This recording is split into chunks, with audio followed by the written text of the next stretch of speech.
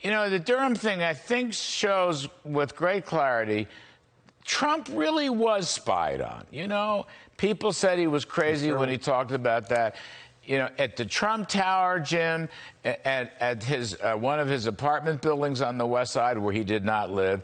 But then, even worse, you know, is this internet guy got into the executive office of the president, into the White House, which is very serious businesses. I mean, you're talking felonies and treason and Lord knows what. What do you make of this? And I want to add the player, Jake Sullivan, right, the national security advisor, who was putting out this crap, and now he's negotiating with the Russians, for heaven's sakes. Yeah.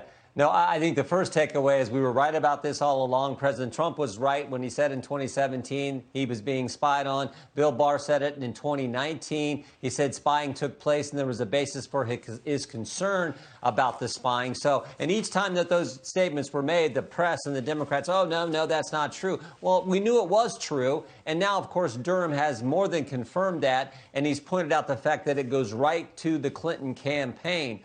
What I find interesting is this tech executive one, this Jaffe guy, because there was a piece in the New York Times that said, oh, no, he was doing what he was supposed to do. He was on contract. If he saw something that was of concern to him, he was supposed to raise that concern. Well, let's just assume for a second that's all true. Why did he raise that concern with the lawyer from the Clinton campaign, Mr. Zussman, and also communicated it to Mr. Elias, the lawyer, the chief counsel for the Clinton campaign? If he was concerned about it and there was a real issue there, he should have went to the FBI. But he didn't do that, Larry. He went to the campaign, and then Mr. Zussman takes this information to the FBI. And again, not just anyone at the FBI. Who does he meet with? He meets with Jim Baker, the chief counsel. So that's what's unusual about this and why I find it so troubling, not to mention the language Durham used, Larry, where he said that we were looking to create an inference and a narrative. You know what we call that? We call that framing someone. They were trying to frame the president of the United States, and it goes right to the Clinton campaign as evidenced by the filing from Mr. Durham last Friday. Now, with all that, this guy, Jake Sullivan, helped to sell that. He was out there marketing that. Okay, he says, this is the most direct link yet between Donald Trump and Moscow, blah, blah, blah, blah.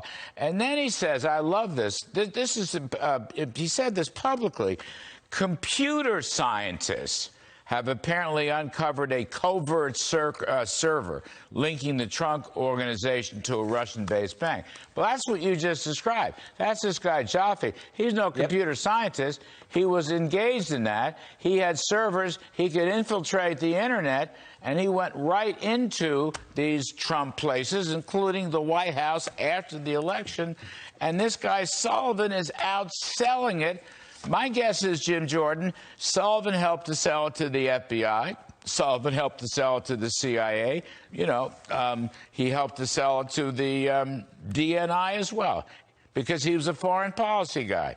I'll bet you he was out there marketing it. Now, that's a problem, isn't it? Well, it sure is. If he did that, if he was in the know from the get-go on this whole pattern, this whole operation. If he knew that, then I think he needs to be held accountable. We don't know if he knew, but it'd be hard to say that he didn't know. I mean, again, they were trying to create a narrative.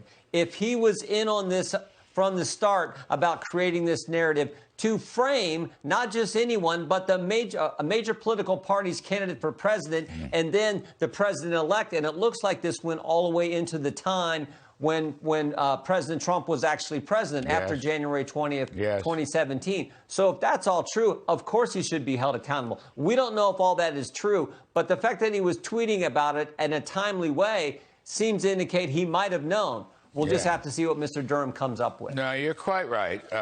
He gets a fair trial, although they never give us a fair trial. But he kept using this phrase, computer scientists. You know, computer scientist, sure looks suspicious. Mike Keister. How's that? Yeah. Jim Jordan, you really have to come. You got to come around more often. This is such a pleasure to interview. We will. We will. Thank you, sir. See you Thanks soon. for all you do, Larry. You know, the Durham thing, I think, shows with great clarity. Vous n'avez pas entendu parler du facteur? Dans les nouvelles du Facteur,